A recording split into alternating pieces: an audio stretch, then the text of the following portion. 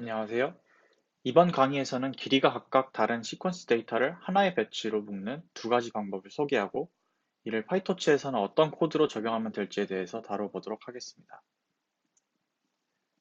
먼저, 길이가 매번 다른 시퀀스 데이터가 어떤 것들이 있는지 알아보고 이러한 여러 개의 시퀀스 데이터를 하나의 배치로 묶는 두 가지 방법, 패딩 방법과 패킹 방법에 대해서 개념을 알아보도록 하겠습니다.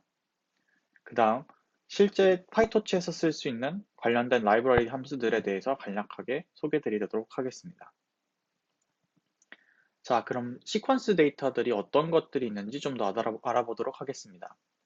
시퀀스 데이터는 DNA나 비디오 등 정말 여러 가지가 있지만 여기서는 이제 딥러닝에서 대표적으로 많이 쓰이는 두 가지 데이터를 살펴보겠습니다.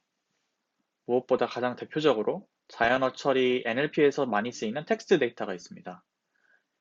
이와 같이 The quick brown fox jumps over the lazy dog 같은 문장이 있으면 이 문장의 단어가 몇 개의 단어가 있는지, 몇 개의 캐릭터들이 있는지는 이제 정해져 있지는 않습니다. 이 문장의 경우 이제 9개의 단어가 있지만 다른 문장들은 얼마든지 더 적고 많은 단어들을 쓸 수 있는 것이죠. 또 오디오 데이터의 경우 시간과 또 샘플링 레이트에 따라 이제 오디오 데이터 길이가 달라지게 됩니다.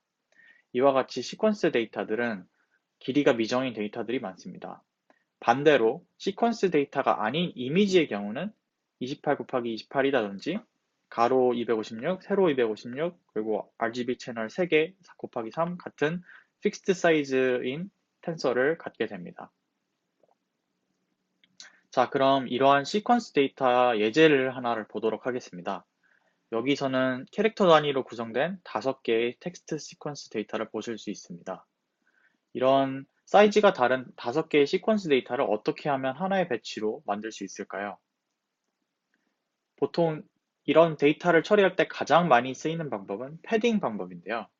패딩 방법은 가장 긴 시퀀스, 즉 여기서는 맨 밑에 있는 short circuit이라는 문장의 길이에 맞춰 나머지 데이터들 뒷부분을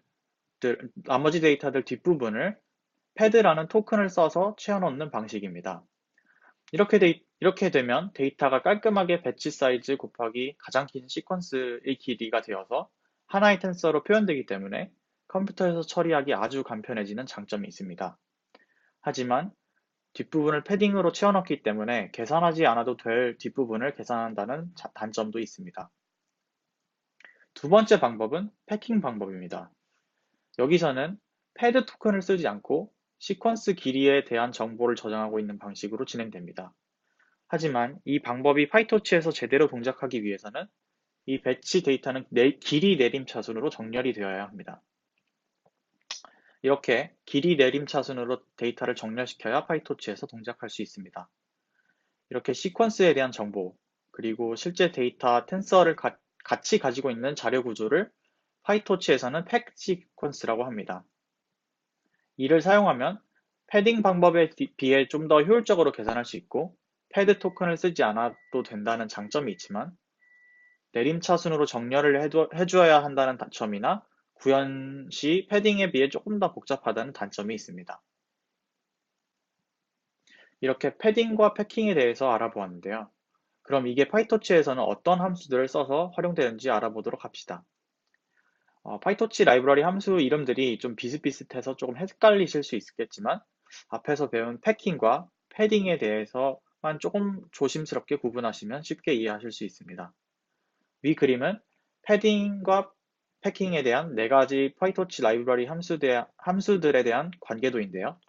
보시다시피 왼쪽이 방금 전에 배운 팩트 시퀀스이고 오른쪽이 패딩을 적용한 텐서입니다. 처음에 길이가 다른 텐서들에 대한 리스트를 위 그림의 위에처럼 가지고 있다고 하면 팩 시퀀스라는 함수를 쓰면 왼쪽에 있는 팩트 시퀀스를 만들 수 있고 패드 시퀀스라는 함수를 쓰면 패딩이 된 텐서를 만들 수 있습니다. 또한 이렇게 패딩이 된 것을 팩트 시퀀스로 바꾸고 싶으면 패드 시퀀스 함수를 그리고 패킹이 된 팩트 시퀀스를 패딩이 된 텐서로 바꾸고 싶으면 패드 팩트 시퀀스 함수를 쓰시면 됩니다.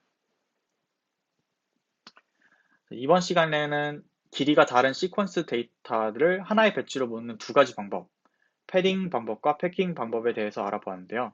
다음 시간에는 이들을 실제로 어떻게 구현하는지, 구현하면서 주의할 점이 무엇인지 등에 대해 알아보고 어떻게 동작하는지에 대해서 배워보도록 하겠습니다.